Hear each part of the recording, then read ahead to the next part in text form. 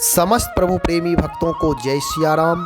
आज हम चर्चा करेंगे रामचरितमानस की चौपाई पर। इस चौपाई की चर्चा इसलिए अनिवार्य है कि वर्तमान समय में हम आप सबका जो जीवन है, एक जीवन, अलौकिक जीवन, दिव्य जीवन है, किसी कारणवश यह जीवन थोड़ा बहुत उथल पुथल होने पर हम किसी अन्य लोगों को दोषी मान लेते हैं या अपने इष्ट को ही कहते हैं कि हमारे भगवान देखो नाराज़ हैं, भगवान ऐसा कर दिए। गोस्वामी तुलसीदास जी महाराज कहते हैं देखो ये सब बातें नहीं है, किसी को कोई दुख नहीं देता है।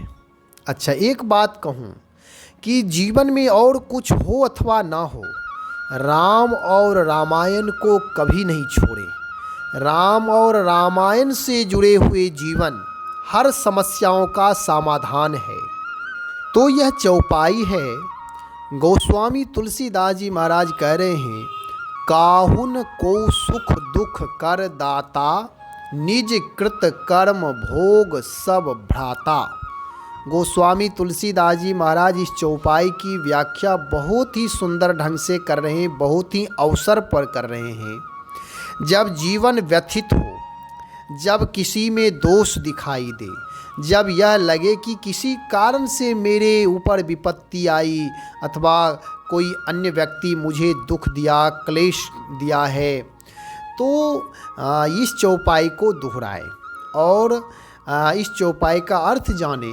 गोस्वामी जी कहते, काहुन को सुख दुख कर दाता।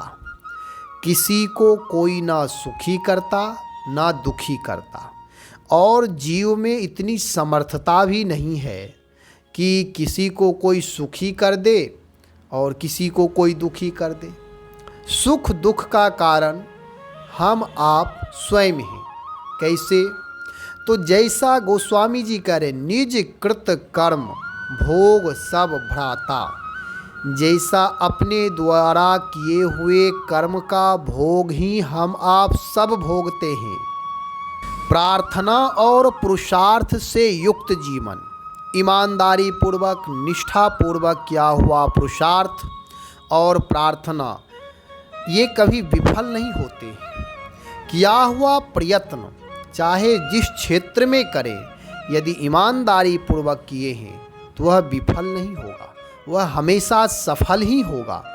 इसलिए जो व्यक्ति पुरुषार्थ किया है, अहंकार रहित पुरुषार्थ किया है, निष्ठापूर्वक, भक्तिपूर्वक, सदाचार युक्त हो करके यदि पुरुषार्थ किया है, तो उसके जीवन में कभी भी दुख नहीं आएंगे।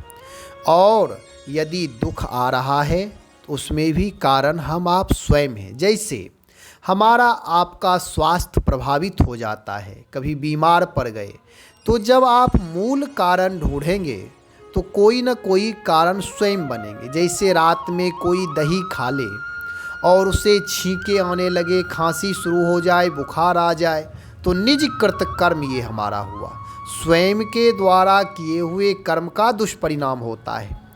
और नाना प्रकार के जो रोग होते हैं वह भी किसी न किसी असंयम के कारण ही होते हैं। चाहे जो भी कारण हो, सब में कारण हम आप बनते हैं। परमात्मा कभी किसी को दुखी नहीं करता है, परमात्मा कभी किसी को दुख नहीं देता है। परमात्मा तो आनंद स्वरूप है। तो इसलिए मनुष्य मात्र यदि हमारे आपके जीवन में कोई जीव निमित्त बना है सुख देने में, तो हो सकता है आप उसके प्रति कभी न कभी सुख के बीज बोए होंगे। ये आपका सुख का बीज बोया हुआ ही वृक्ष बन कर के फल रूप में सुख आ रहा है। और कभी किसी के जीवन में दुख का बीज यदि हम बो दिए हैं मन क्रम वचन से, तो वही दुख का बीज वृक्ष बन कर के फल रूप में प्राप्त होगा। तो हमेशा अपने कर्म के ऊपर सचेत रहें। कर्म हमेशा जब भी करें तो सचेत सावधानी पूर्वक करें कि तन मन वचन से कोई ऐसा कर्म ना बन जाए जिसका परिणाम दुखद हो।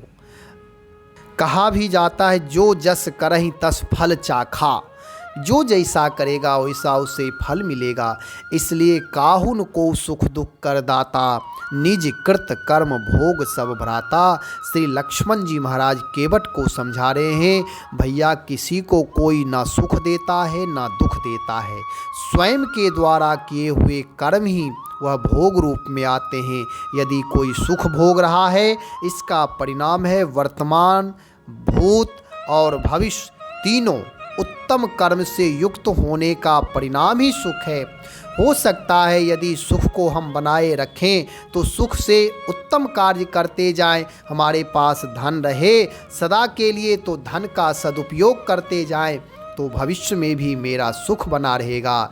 यदि दुख है तो कोई न कोई कारण होगा, भूत में भी कोई सा कर्म बना होगा, वर्तमान में भी कोई सा कर्म बना होगा, और अभी जो कर रहे हैं वे भविष्य में भी कोई सा कर्म बनेगा जिसका परिणाम दुख होगा।